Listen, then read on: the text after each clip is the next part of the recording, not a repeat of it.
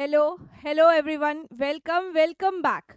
आज हम स्टार्ट करेंगे third module for the chapter number 11 science का इलेक्ट्रिसिटी। ठीक है, इससे पहले के दो मॉड्यूल्स हमने कवर अप कर लिए हैं, जिसमें बेसिकली हमने इलेक्ट्रिक करंट, पोटेंशियल डिफरेंस, उनके यूनिट्स क्या होते हैं, किस तरीके से यूज़ होते हैं, किस तरीके से मेजर करते हैं। Second module was all about Ohm's law, series and parallel connection. Ohms law के थ्रू हमने एक नया टर्म सीखा था, रेजिस्टेंस। रेजिस्टेंस की डेफिनेशन देखी, रेजिस्टिविटी देखी, कौन कौन से फैक्टर्स पे वो डिपेंड करते हैं, वो सारी चीज़ें देखी। बेसिकली उन पे कुछ न्यूमेरिकल्स भी किए, और जो हमारा एम मीटर यानी जो करंट मेजर करता है वो इंस्ट्रूमेंट, वोल्ट मीटर जो पोटेंशियल डिफरेंस मेजर करता है, वो कैसे कनेक्ट करना है इन अ सर्किट। सर्किट में अलग अलग सिंबल्स को हमने देखा। ठीक है, तो ये सारी चीज़ें हम ऑलरेडी पहले के दो मॉड्यूल्स में देख चुके हैं। Third module is all about heating effect of current. Current जब पास होता है तो जो लॉस ऑफ हीट है, उसके वजह से क्या क्या इफेक्ट्स आते हैं वो समझना है, और पावर कंजप्शन जो हम करते हैं हमारे डे टू डे लाइफ में, उसको समझना है इस मॉड्यूल में। ठीक है, तो आगे बढ़ते हैं। Let's start with effects of electric current. Electric current की तीन बेसिक इफेक्ट होती हैं। एक होती है हीटिंग इफेक्ट, दूसरी होती है मैग्नेटिक इफेक्ट, और तीसरी होती है केमिकल इफेक्ट। आप जब करंट पास करते हो तो हीट रिलीज होती है, मैग्नेटिक फील्ड डेवलप होती है, जो कि हम अपकमिंग चैप्टर, हमारा मैग्नेटिक इफेक्ट वाला जो चैप्टर है, चैप्टर नंबर 12, उसमें समझेंगे। एंड केमिकली अगर हम इलेक्ट्रोलाइसिस की बात करें बेसिकली, तो that is the effect of electric current on chemistry. ठीक है, या हम केमिकल्स में इलेक्ट्रिकल करंट किस तरीके से हमें हेल्प करता है उसके बारे में बात करते हैं इस मॉड्यूल में, या इस चैप्टर में। Basically we are going to discuss with the electric current के थ्रू हीटिंग में क्या इफेक्ट होता है, लाइक किस तरीके से हीटिंग पे असर होती है। ठीक है, heating effect of electric current. आप अपने बहुत बार ऑब्जर्व किया होगा, कोई इंस्ट्रूमेंट बहुत टाइम तक चालू रहता है तो वो गर्म हो जाता है, it produces a lot of heat. Television हो गया, टेलीविजन के पीछे का पोर्शन गर्म हो जाता है, आयरन गर्म होता है, उसी तरीके से हम उसको फिर यूज करते हैं to press up the, even the bulb और द लाइट्स दैट ग्लो, वो भी गर्म हो जाते हैं। ठीक है, तो वो गर्म होते क्यों हैं, ऐसा क्यों होता है, ये फिनोमिना क्या है, थोड़ा समझते हैं। कि भाई हमारे जो इलेक्ट्रॉन्स हैं, जो atoms in the vibrational state हैं, और जो फ्री इलेक्ट्रॉन्स हैं, ठीक है, जो कि रैंडम मोशन फॉलो करते हैं, जो कहीं ना कहीं मूव और वाइब्रेट करते रहते हैं। ठीक है, जब हम करंट पास करते हैं, when we pass out the current, तो वो जो फ्री मॉलिक्यूल्स है या फ्री पार्टिकल्स हैं, उसमें एक काइनेटिक एनर्जी होती है। ठीक है, और वो एक दूसरे से टकराते हैं यहाँ पे। काइनेटिक एनर्जी और कोलिजन के थ्रू, लाइक काइनेटिक एनर्जी होती है पार्टिकल्स में, और वो जब टकराते हैं तो there is loss in kinetic energy, थोड़ी सी काइनेटिक एनर्जी लूज आउट हो जाती है। और इसी को अगर हम कहें कि भाई हमारे पास एक लॉ है, law of conservation of energy, जो कहता है energy can neither be created nor be destroyed. ठीक है, तो यहाँ जो लॉस है काइनेटिक एनर्जी का, वो कन्वर्ट हो जाता है हीट एनर्जी में। यहाँ पे जो काइनेटिक एनर्जी लूज आउट हो रही है ड्यूरिंग दिस कोलिजन प्रोसेस, तो वो काइनेटिक एनर्जी हमारी चेंज हो जाती है, कन्वर्ट हो जाती है इनटू हीट एनर्जी, और यही हीट एनर्जी हमें हीटिंग इफेक्ट देती है। ठीक है, तो पार्टिकल्स जो, या हम कहें कि फ्री इलेक्ट्रॉन्स जो हैं, जो ड्रिफ्ट आउट कर रहे हैं, जो मूव कर रहे हैं, उनके उनके अंदर काइनेटिक एनर्जी होती है, वो कोलाइड करते हैं विद द स्टैटिक वंस, और जब कोलिजन होता है तो काइनेटिक एनर्जी लूज आउट होती है। अब law of conservation of energy हमें ये समझाता है कि energy can neither be created nor be destroyed, खाली एक फॉर्म से दूसरे फॉर्म कन्वर्ट होता है। तो यहाँ पे ये जो काइनेटिक एनर्जी लूज आउट हो रहा है, that is getting converted into heat energy, जो कि हमें हीटिंग इफेक्ट देता है। और ये थियरी हमने हमें किसने दी, जूल भाई साहब ने। जूल भाई साहब ने हमें ये थियरी दी, और इसीलिए हम इसे जूल्स लॉ ऑफ हीटिंग भी कहते हैं। जूल्स लॉ ऑफ हीटिंग भी कहते हैं। Heat produced in a resistor is directly proportional to the square of current resistant of the conductor and time for which the current flows। ठीक है, heat जो भी प्रोड्यूस होगी एक सर्किट में एक रेजिस्टर के द्वारा, that will be directly proportional to the square of current, current जो भी फ्लो हो रहा होगा उसका square, resistance of the conductor, conductor का जो भी रेजिस्टेंस होगा वो, और टाइम कितने टाइम तक वो फ्लो हो रहा है। अब हम कहते हैं आई जो हमारा करंट है बेसिकली क्यू अपॉन टी है कूलम्स लॉ के हिसाब से। ठीक है, तो Q is equal to I T. ठीक है, अभी जब हम बात करते हैं रेजिस्टेंस की, रेजिस्टेंस को हम क्या कहते हैं ओम्स लॉ के हिसाब से V is equal to I R. ठीक है, ओम्स लॉ के हिसाब से V is equal to I R for some particular time period T. ठीक है, तो वोल्टेज भी होगा, वर्क डन है। ठीक है, potential difference V is equal to W upon Q. ठीक है, ये सारे formulas W is equal to V Q, इन सब को अगर हम देखें तो W is equal to V क्या है आई आर, क्यू है मेरा आई टी, मैंने सीधा सीधा यहाँ पे प्लेस किया तो ये हो जाएगा आई स्क्वायर आर टी। अभी आई स्क्वायर आर टी जूल। ठीक है, अभी यहाँ पे वर्क डन क्या है मेरा, जो हीट प्रोड्यूस हो रही है, जो हीट प्रोड्यूस हो रही है that is the work done. तो H is equal to I square R into T, directly proportional to the square of current, directly proportional to the resistance of the conductor and for what time it flows down. ठीक है, तो heat produce क्या होगी, H is equal to I square R T. ठीक है, ये बहुत ही important formula है। अब बात करते हैं इलेक्ट्रिक बल्ब। इलेक्ट्रिक बल्ब के अंदर एक फिलामेंट है जो कि बना होता है टंगस्टन नामक एक मेटल से। ठीक है, जिसका रेजिस्टेंस बहुत हाई है, मेल्टिंग पॉइंट बहुत हाई है। ठीक है, 3380 डिग्री सेल्सियस है। तो और ये केमिकली इनएक्टिव है with like nitrogen and argon के प्रेजेंस में ये केमिकली इनएक्टिव है। तो बल्ब के अंदर ये गैस भर दी जाती है और फिलामेंट टंगस्टन का बनाया जाता है ताकि जब ये ग्लो हो। ठीक है, यहाँ पे केमिकली इनएक्टिव है नाइट्रोजन आर्गन में, तो ये क्यों यहाँ पे भरा जाता है, ताकि इसका ऑक्सीडेशन ना हो। जब ये हीट अप हो तो यहाँ पे ऑक्सीडेशन ना हो और ये फिलामेंट लंबे समय तक चलता रहे, ये लंबे समय तक ये बल्ब ग्लो होता रहे। This is one of the application of heating effect. ठीक है, फिर आता है इलेक्ट्रिक फ्यूज। इलेक्ट्रिक फ्यूज हमारे घर सबके घर में होता है। ये प्रोटेक्ट करता है circuits and appliance by stopping the flow of excess current. अभी समझो कोई एक पर्टिकुलर सर्किट में या कोई एक पर्टिकुलर प्लग में excess amount of current pass हो रहा है, तो वो एक्सेस अमाउंट ऑफ करंट को स्टॉप करने के लिए कुछ बीच में मीडिएटर होना चाहिए, जैसे कि इलेक्ट्रिक फ्यूज। अभी इलेक्ट्रिक फ्यूज क्या होता है कि भाई एक इस तरीके का पोर्सलिन बॉडी होता है जिसके अंदर एक वायर होता है। ठीक है, वो जो वायर है वो लिड या टिन का बना होता है। लिड और टिन का क्यों, क्योंकि इसका मेल्टिंग पॉइंट लो है। मेल्टिंग पॉइंट लो क्यों हम यूज करते हैं, ताकि अगर एक्सेस ऑफ करंट जाए तो ये जल्दी से मेल्ट डाउन होके सर्किट ब्रेक डाउन करे, वरना वही एक्सेस ऑफ करंट हमारे अप्लायंसेस तक जाएगा और अप्लायंसेस जला देगा। ठीक है, तो बेसिकली हम क्या करते हैं, जो मेन से हाई वोल्टेज सप्लाई आता है उसको फ्यूज से कनेक्ट करते हैं और हमारी जो अप्लायंसेस हैं वो भी फ्यूज से दूसरे एंड से कनेक्टेड होते हैं। तो डोमेस्टिक में 220 टू 240 वोल्ट मैक्सिमम होता है। अगर उससे ज़्यादा आता है तो यहाँ पे ये जो वायर है वो मेल्ट डाउन हो जाएगा 230 तक। ठीक है,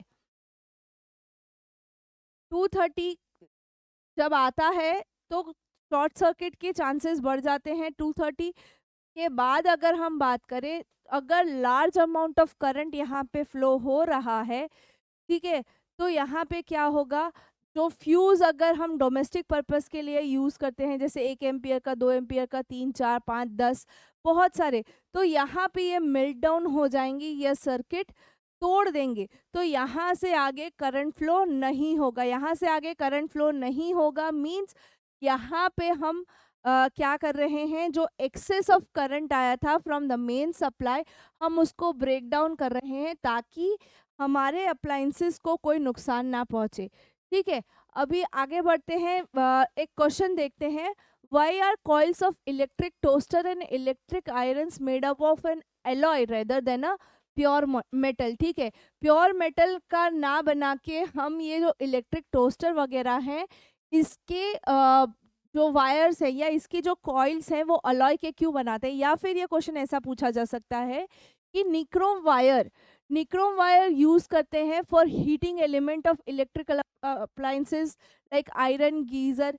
आप इनमें जो अंदर कॉइलिंग होती है आयरन में, गीजर में, इलेक्ट्रिक केटल्स में, इन सब में अगर देखें तो ये जो कॉइलिंग है वो निक्रोम वायर की होती है। निक्रोम एक एलॉय है।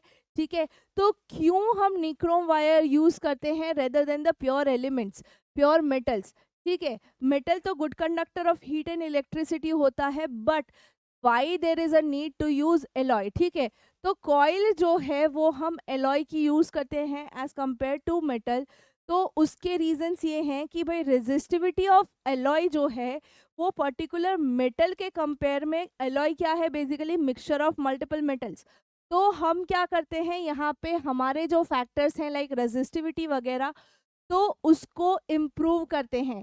जिस तरीके से हम कहते हैं ना कि भाई गोल्ड जो है, ठीक है, gold purest form of gold 24 carat gold, हम ऑर्नामेंट्स इतने नहीं पहनते, डे टू डे वेयर में हम उसका 22 कैरेट, 18 कैरेट, 16 कैरेट पहनते हैं। ठीक है, तो उससे स्ट्रेंथ मिलती है, गोल्ड की स्ट्रेंथ बढ़ जाती है। उसी तरीके से जब हम एलॉय यूज करते हैं तो यहाँ पे रेजिस्टिविटी बढ़ जाती है। रेजिस्टिविटी बढ़ जाएगी यानी कि हमारे इंस्ट्रूमेंट्स की या हमारे अप्लायंसेस की लाइफ स्पान जो है वो बढ़ जाता है। अलॉयज का मेल्टिंग पॉइंट हायर होता है तो वो इतना जल्दी मेल्ट डाउन नहीं होंगे। अलॉयज का मेल्टिंग पॉइंट हाई होता है तो जल्दी मेल्ट डाउन नहीं होंगे। उसके अलावा वो ऑक्सीडाइज नहीं होते एट हाई टेम्परेचर। ठीक है, और this can be kept red hot. तो वो जो लाल कलर दिखता है ऑन हीटिंग ये चलता रहेगा, बट ऑक्सीडाइज नहीं होंगे हमारे एलॉयज एट हायर टेम्परेचर। तो ये तीन मेन रीजन है for which we use alloys instead of the pure metals. ठीक है, प्योर मेटल की इतनी ज़्यादा इतना हाई मेल्टिंग पॉइंट नहीं होता, बहुत सारे प्योर मेटल्स ऑक्सीडाइज हो जाते हैं। तो ये सारी चीज़ों को ध्यान रखते हुए हम क्या करते हैं, उनके एलॉयज यूज करते हैं। ठीक है, चलिए next one. Why does the cord of an electric heater not glow when while the heating element does? ठीक है, इलेक्ट्रिक हीटर्स आपने देखे होंगे, तो जो कॉर्ड है बाहर का पोर्शन वो हीट नहीं होता, अंदर का हीटिंग एलिमेंट हो जाता है। तो हीटिंग एलिमेंट जो है वो अलॉय से बना हुआ होता है जिसका रेजिस्टेंस बहुत हाई होता है। तो जब भी करंट फ्लो होता है उसके थ्रू तो वो हॉट हो जाता है, गर्म हो जाता है, ग्लो होना शुरू हो जाता है। ठीक है, उसी तरीके से हमारे बल्ब्स लाइट्स भी ग्लो होते हैं बेसिकली। तो हीटिंग एलिमेंट जो है वो अलॉय का बना हुआ है इसीलिए वो ग्लो करता है। कॉर्ड हमारा अलॉय का बना हुआ नहीं होता। ठीक है, cord is usually made of material like copper and so has low resistance. ठीक है, thus for the same current the cord does not become so hot and hence does not glow. ठीक है, कॉर्ड किस चीज का बना होता है, कॉपर जैसे एलिमेंट्स का बना होता है जिसका रेजिस्टेंस इतना हाई नहीं है एज कम्पेयर टू हमारे एलॉयज। ठीक है, तो उसके वजह से क्या होता है, यहाँ से इतना ज़्यादा जो करंट पास हो रहा है फिर भी वो कॉर्ड गर्म नहीं होता और वो ग्लो नहीं करता। ठीक है, समझ आई बात? चलिए थोड़े से न्यूमेरिकल्स पे ध्यान देते हैं। यहाँ पे जो फॉर्मूलाज हम यूज़ करेंगे, W is equal to I square R T, या हम कहें H is equal to I square R T, H is equal to V square upon T, V square T upon R, और H is equals to V I T. ठीक है, ये तीन formulas हैं heating effect के ही। ठीक है, बस हमें ध्यान रखना है कब क्वेश्चन में क्या दिया है और कौन सा फॉर्मूला हम यूज़ करेंगे। इसके अलावा power work done upon time, P is equal to I square R T upon T. ठीक है, टी टी कैंसिल हो जाएगा, P is equal to I square R. ठीक है, उसी तरीके P is equal to V square upon R, यहाँ से ही हम डिराइव करेंगे, and P is equal to V I. ये 3 फॉर्मूलाज पावर के हैं जो हम यूज करेंगे, ठीक है। चलिए पहला क्वेश्चन देखते हैं। पहला क्वेश्चन हमें क्या कहता है, समझते हैं। 100 joule of heat, 100 joule of heat is produced each second in a 4 ohm resistance. Find the potential difference V across the resistor. ठीक है, अभी क्या क्या गिवन है वो देख लेते हैं। हीट दे रखी है, रेजिस्टेंस दे रखा है, टाइम पीरियड हमें 1 सेकेंड का दे रखा है, पर सेकेंड बोला है, फाइंड करना है V, पोटेंशियल डिफरेंस। ठीक है, एच आर टी दिया है, V फाइंड करना है। फॉर्मूला कौन सा अप्लाई करेंगे, H is equals to V square T upon R. ठीक है यहाँ पे आई स्क्वायर आर टी क्यों नहीं यूज कर सकते, हमारे पास करंट नहीं है, प्लस हमें फाइंड आउट करना है पोटेंशियल डिफरेंस। ठीक है, इसीलिए हम ये वाला फॉर्मूला यूज करेंगे। Substituting the different values, V square क्या हो जाएगा, V is equal to under root H into R upon T. H is 100 into 4 upon 1, 100 into 4 is 400, under root 400 is nothing but 20। तो वोल्ट क्या आएगा हमारा, how much volt it will be, potential difference will be 20 volt. ठीक है, समझ आई बात। यहाँ पे बेसिकली हमें V फाइंड करना था, V हमारे लिए अननोन था, इसीलिए हमने ये वाला फॉर्मूला यूज किया। ठीक है, we were not knowing the current, current हमारे लिए गिवन नहीं था इस क्वेश्चन में, इसीलिए हमने H is equals to I square R T वाला फॉर्मूला नहीं अप्लाई किया। ठीक है, वो नहीं अप्लाई होगा। क्लियर, समझ आया है ये क्वेश्चन, इजी है। चलिए मूविंग ऑन, ऐसा फाइनल स्टेटमेंट लिखना है। हाँ, potential difference across the resistor is 20 volt. इस तरीके से पूरा फाइनल स्टेटमेंट लिखोगे तो कंप्लीट मार्क्स देने के लिए टीचर मना नहीं करेगा। Next, compute the heat generated, H find करना है, H अननोन है, for transferring 96000 coulomb of charge in 1 hour, time period 1 hour, potential difference 50 volt. चलो क्या क्या गिवन है वो लिखते हैं। पोटेंशियल डिफरेंस 50 वोल्ट, 1 आवर को टाइम को सेकेंड्स में कन्वर्ट कर लेंगे, 3600 सेकेंड्स लिख लो, या 16 to 60 रहने दो। और चार्ज दिया है that is 96000, 96,000 Coulomb's. Heat find करनी है, फॉर्मूला कौन सा यूज करेंगे, फॉर्मूला पहले हम आई फाइंड कर लेंगे। क्यों, क्योंकि हमें क्यू और टी दिया है, आई फाइंड कर लेंगे, सीधा सीधा हम हीटिंग इफेक्ट फाइंड कर सकते हैं। ठीक है, तो चलिए पहले आई फाइंड करते हैं, Q upon T, 96,000 by 60 into 60, zero zeros cut हो जाएंगे, जीरो जीरोज हम कट कर देंगे। ठीक है, 960 को और डिवाइड करते हैं, तो आई हमारा आ जाता है, आई हमारा आ जाता है 80/3 एम्पियर, 80/3 एम्पियर आ जाता है। इसी को H is equals to V I T के फॉर्मूला में हम पुट करते हैं। ठीक है, H हमें 50 दिया है, सॉरी V हमें 50 दिया है, पोटेंशियल डिफरेंस हमारा 50 है, I 80/3 आया, और टाइम हमारा 60 इंटू 60 था। तो इसको कैलकुलेट करेंगे, सिंप्लीफाई करेंगे तो 48 लाख वॉट आएगा, जूल आएगा। तो जिसको हम लिख सकते हैं 4.8 into 10 to the power 6 joules, 4.8 into 10 to the power 6 joules लिख सकते हैं इसको। ठीक है, तो कितना हीट जनरेट हुआ, it is 4.8 into 10 to the power 6 joules. ठीक है, समझ आई बात। तो द हीट प्रोड्यूस या heat generated is this much, that is the final answer जो हमें लिखना है। कंप्लीट इस तरीके का सॉल्यूशन आपको करना है इस क्वेश्चन के लिए। ठीक है, एक इलेक्ट्रिक आयरन जिसका रेजिस्टेंस 20 ओम है, takes a current of 5 ampere, calculate the potential difference V and heat developed H for time period T 30 seconds. ठीक है, रेजिस्टेंस R दे रखा है, करंट I दे रखा है. चलिए गिवन टू फाइंड दोनों चीज़ें लिख लेते हैं. क्या क्या है गिवन में? करंट 5 एम्पियर का दिया है, ठीक है, हमने लिख लिया. Time 30 seconds, done. रेजिस्टेंस हमें 20 ओम दिया है. फाइंड करना है heat and the potential difference. ठीक है, तो कौन कौन से फॉर्मूलाज पोटेंशियल डिफरेंस के लिए? हमारे पास सीधा सीधा करंट और रेजिस्टेंस है, तो V is equals to I R, Ohm's law use कर सकते हैं.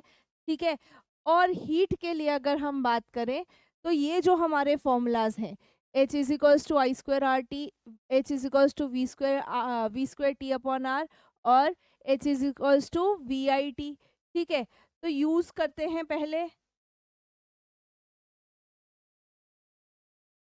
पहले हम कैलकुलेट करते हैं, हमारा आगे का कैलकुलेशंस पे वर्क करते हैं. H is equals to V I T use करेंगे फॉर हीट. ठीक है, V इधर से मिल जाएगा, I हमारे पास है, T हमारे पास है. ठीक है, तो V is equals to I R, तो वोल्ट V जो हमें मिलेगा वो 100 वोल्ट मिलेगा. ठीक है, 100 वोल्ट आ गया हमारा V का यही यहाँ पे सब्सटीट्यूशन करेंगे इन दिस फॉर्मूला.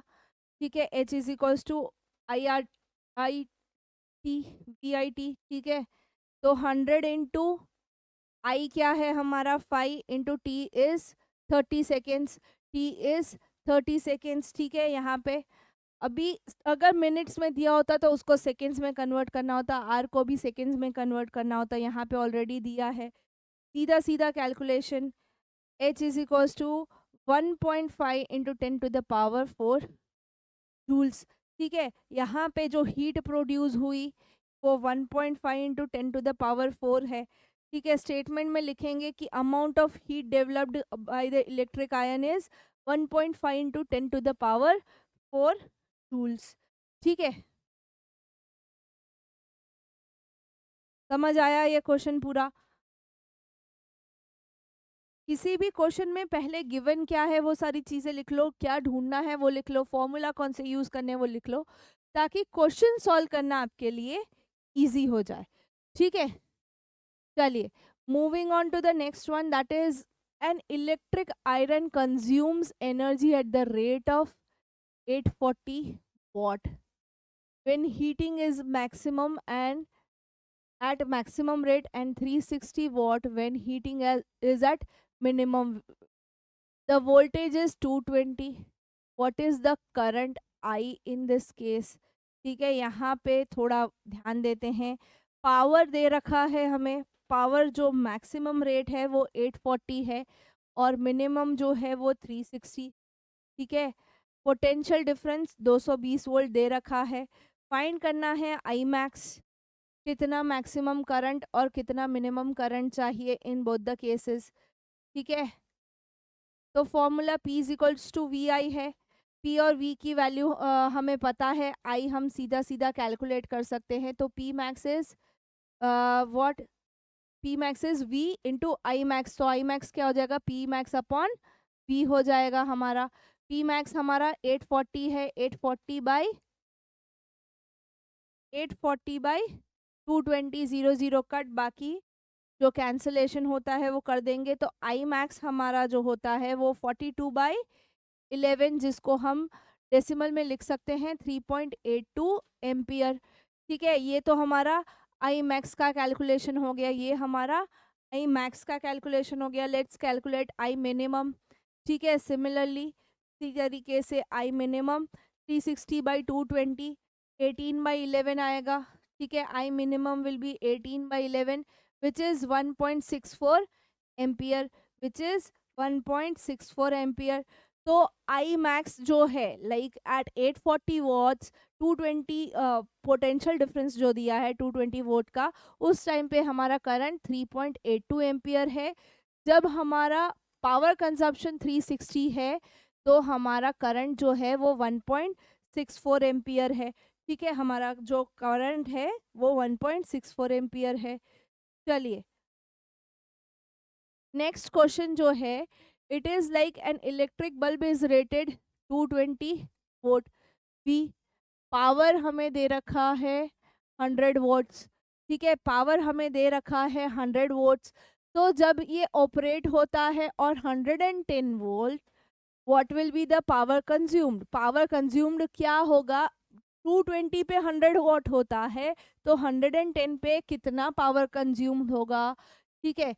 जो हमें गिवन है वो लिखते हैं, P1 कंडीशन दी है 100 वॉट की, और V1 जो है वो 220 दिया है। उसके अलावा V2 that is potential difference 2 is 110 volts, ठीक है। तो अभी हमें P2 फाइंड करना है। पहले हम क्या करते हैं, फॉर्मूला हमारा V² अपॉन R है, ठीक है। तो अभी V² अपॉन R से पहले R रेजिस्टेंस फाइंड कर लेते हैं, 100/2, 100 इक्वल्स टू 220 का स्क्वायर बाय R, या इसको हम लिख सकते हैं R is nothing but 220 into 220 by 100, 0 cut हो जाएगा, 22 का स्क्वायर सीधा सीधा हम लिख सकते हैं, that will be R resistance, ठीक है। तो R resistance will be 484 ohms, हमारा रेजिस्टेंस आया 484 ओम्स, जिसको हम यूज करेंगे हमारा सेकेंड पावर फाइंड आउट करने के लिए। P² क्या होगा, V²/2/R, ठीक है। V2 क्या है, 110 है, 110/484, 110 का स्क्वायर, सॉरी, कैंसलेशन करते हैं। बेसिकली क्या बचेगा हमारे पास, it will be P2 will be 5 into 5 which is 25 volts, which is 25 volts, ठीक है। तो द पावर कंजप्शन जो 110 वोल्ट्स पे होगा वो 25 वॉट्स होगा। 220 पे 100 वॉट हमें गिवन था, 110 पे फाइंड आउट करना था, जो इस तरीके से हमने वर्कआउट किया, ठीक है। पहले P1 से हम रेजिस्टेंस फाइंड करेंगे, रेजिस्टेंस को जब हम सेकेंड के लिए यूज करेंगे तो हमें पावर P2 मिल जाएगा, ठीक है, क्लियर। चलिए, sixth question, it says an electric bulb is connected to a 220 volt generator, current जो दिया है वो 0.5 एम्पियर है, what is the power P हमें ढूंढना है, ठीक है। तो गिवन टू फाइंड लिख लेते हैं, पहले करंट दे रखा है, पोटेंशियल डिफरेंस दे रखा है, पावर फाइंड आउट करना है, सीधा सीधा formula P is equals to V into I, no complex theories इसमें, ठीक है। 220 into 0.05, our power will be 110 watt, our power will be 110 watts, ठीक है।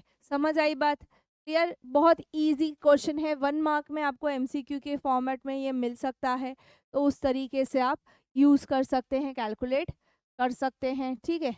तो power of the bulb is 110 vote, ये हमारा फाइनल आंसर होगा इस क्वेश्चन के लिए, क्लियर।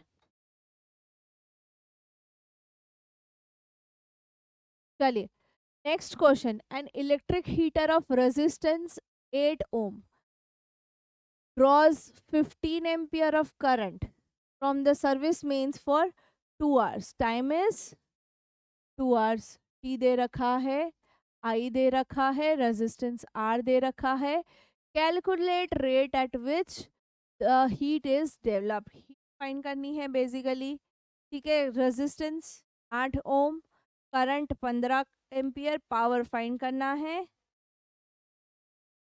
फॉर्मूला पहले P is equals to I²R use करेंगे, वैल्यू सब्स्टिट्यूट करेंगे, पावर हमें मिल जाएगा 1800 जूल पर सेकेंड, 1800 जूल पर सेकेंड, ठीक है। तो heat produce by the heater is eight the rate of this much पर सेकेंड, ठीक है। समझ आई बात,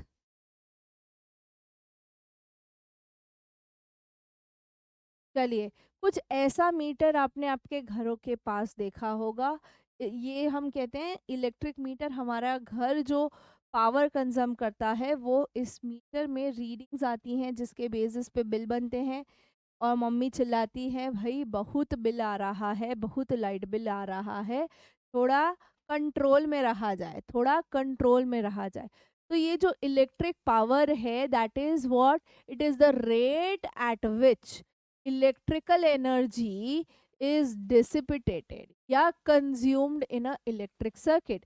कोई सर्किट में कितने अमाउंट ऑफ इलेक्ट्रिक एनर्जी हम यूज कर रहे हैं, दैट इज इलेक्ट्रिक पावर। ठीक है, उसको हम इलेक्ट्रिक पावर कहते हैं। अभी पावर क्या है, पावर इज बेसिकली अगर हम बात करें तो वर्क अपॉन टाइम। ठीक है, तो इलेक्ट्रिक पावर क्या होगा, energy consumed per unit time. ठीक है, एनर्जी कंज्यूम को हम क्या कह सकते हैं, पावर इनटू टाइम। ठीक है, so unit of electrical energy is what, unit of electrical energy what into seconds, what into seconds. Power का यूनिट वॉट होता है, टाइम का सेकेंड। तो एनर्जी कंज्यूम बिगर यूनिट्स जो हैं वो किलोवाट आवर है और मेगावाट आवर है। ठीक है, बिगर यूनिट्स इज किलोवाट आवर। ठीक है, किलोवाट आवर को हम एक यूनिट कहते हैं। अगर आप इलेक्ट्रिसिटी बिल कभी ध्यान से देखो तो उसमें लिखा होगा 260 यूनिट्स यूज़ करे हैं, 450 यूनिट्स यूज़ करे हैं, तो वो सारी चीज़ें हैं। अभी कमर्शियल यूनिट और एसआई यूनिट जो है हमारा वर्क का, उसके बीच का थोड़ा रिलेशन समझते हैं। हम कहते हैं 1 किलोवाट आवर।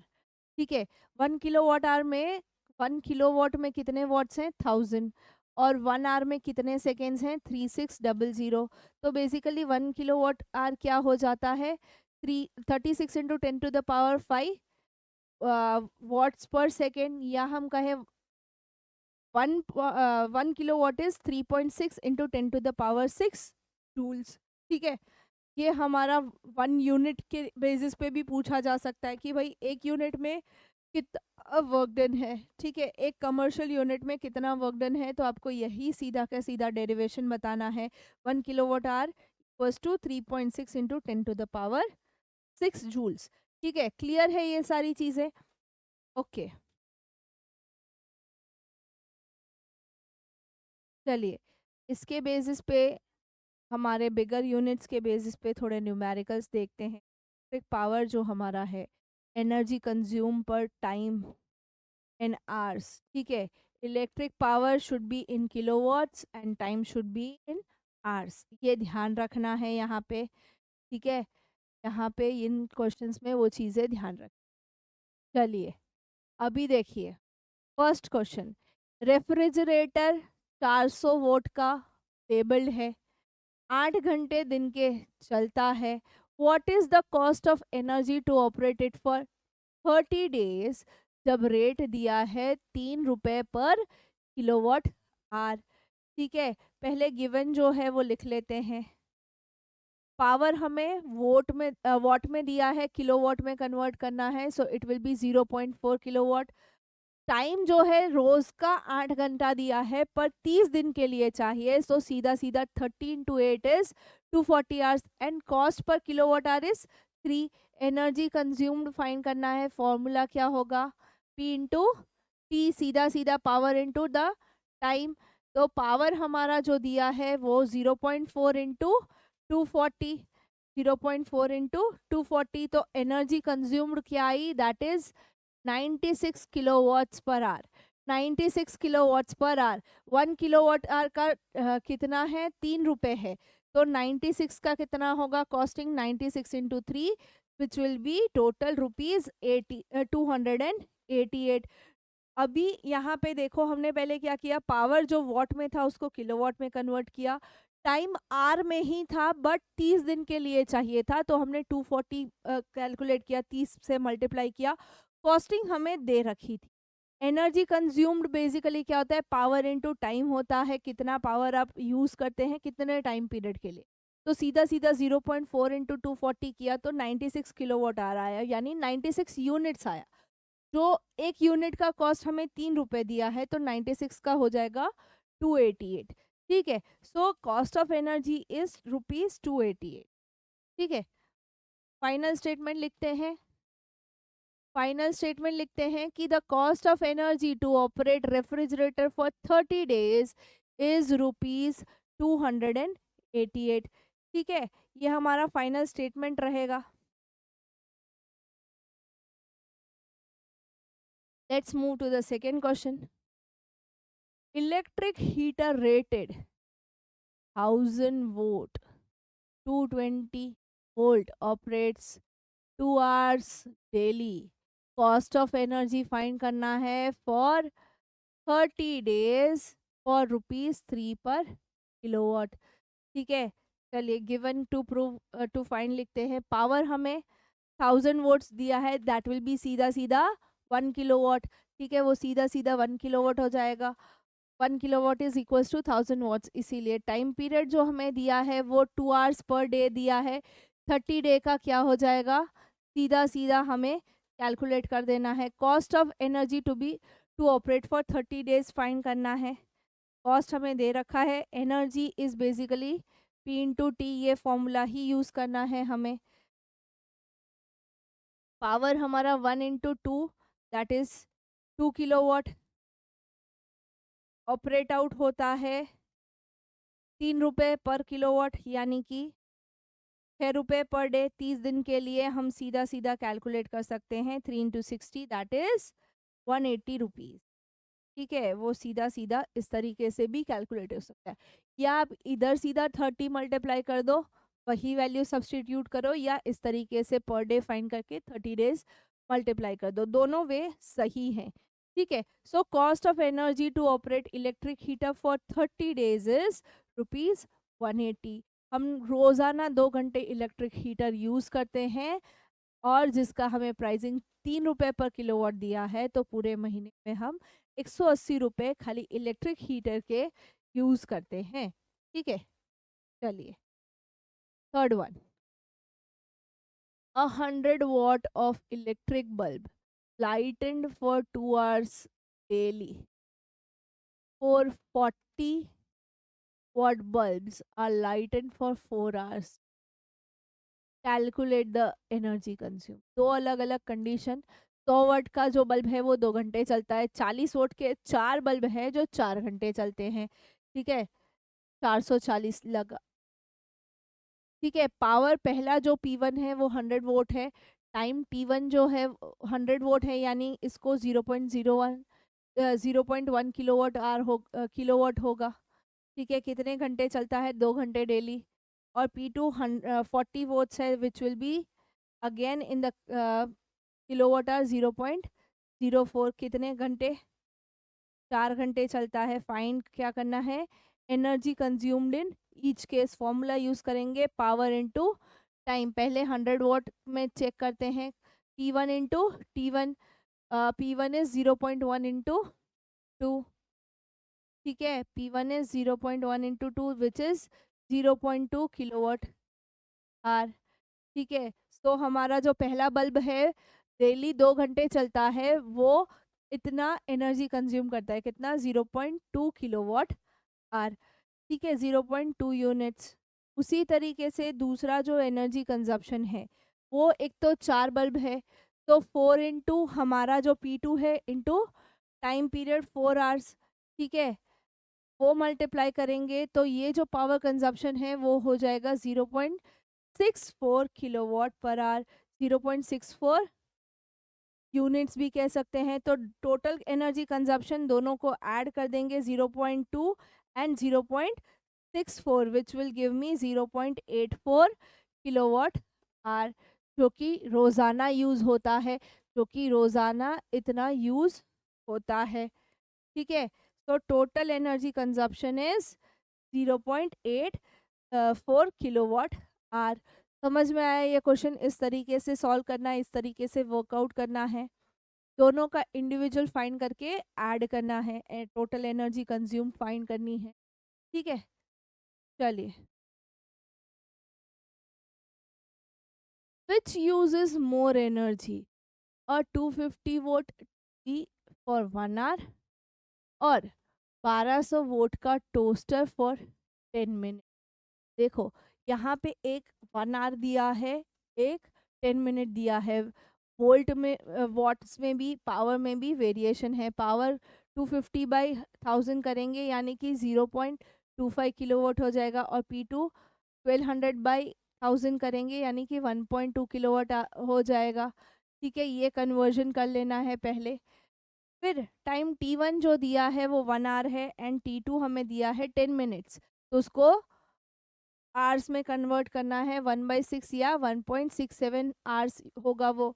ठीक है, फिर सीधा सीधा पावर का energy consume P into T. पहला जो टीवी सेट का है वो 0.25 इंटू 1, वो सीधा सीधा हो जाएगा 0.25 किलोवाट आवर। ठीक है, 0.25 किलोवाट आवर आ गया। अभी टोस्टर का फाइन करते हैं।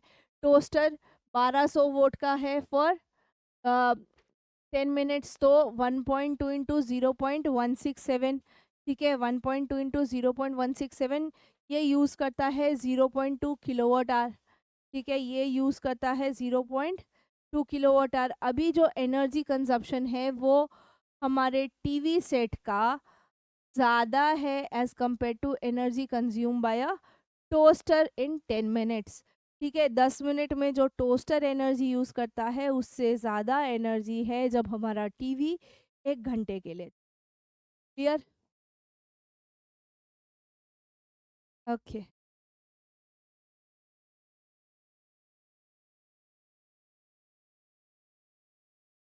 तो यहाँ पे ये मॉड्यूल ख़त्म होता है, पावर यहाँ पे ख़त्म होता है, बेसिकली चैप्टर ख़त्म हो जाता है यहाँ पे। बट हम एक और मॉड्यूल के साथ मिलेंगे which will be purely based on numericals. ठीक है, तो ये module was all about heating effect of electric current. उसके अलावा पावर और पावर कंजप्शन कैसे वर्क करता है उसके बेसिस पे कुछ न्यूमेरिकल्स हमने किए हैं। ठीक है, ये चैप्टर प्योरली न्यूमेरिकल बेस्ड है, तो इसके छोटे छोटे फॉर्मूलाज हो गए, यूनिट्स हो गए, आप जहाँ से day to day pass out होते हैं, आपका हॉल हो गया, आपका स्टडी टेबल हो गया, यहाँ उसके सामने उसको चिपका रखें ताकि आपको वो बार बार आपकी नज़रों के सामने आए और आपके दिमाग में फिट हो सके। आपको ये जो सारे फॉर्मूलाज हैं वो बेसिकली आप जब PYQ सॉल्व करेंगे या आप सैम्पल पेपर्स सॉल्व करेंगे, CBSE ने बहुत सारे सैम्पल पेपर्स फ्रेश रिलीज़ करे हैं। ठीक है, तो वो भी आप प्रैक्टिस आउट कर सकते हैं। तो इसके थ्रू आपको ये सारे formulas easy hand in hand go to go हो जाएगा। ठीक है, तो मिलते हैं नेक्स्ट मॉड्यूल में विद द न्यूमेरिकल्स।